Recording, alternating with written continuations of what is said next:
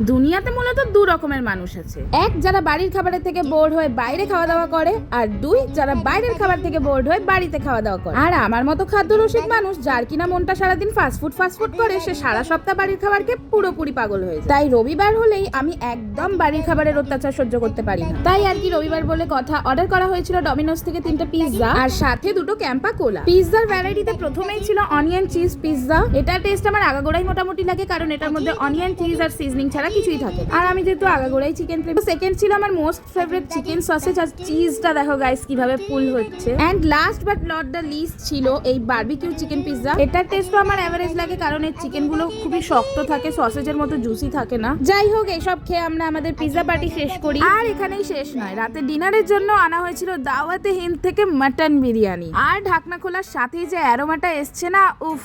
তোমরা যদি কোনোদিনও এখান থেকে মাটন বিরিয়ানি না ট্রাই করে থাকো, একবার অ্যাটলিস্ট ট্রাই করো। মানে যারা যারা আমার মতো মশলাদার বিরিয়ানির প্রেমী তারা তো পাগল হয়ে যাবে। আর তোমরা খালি মটনের পিসটা একবার দেখো, এই জাম্বো সাইজের পিস ছিল।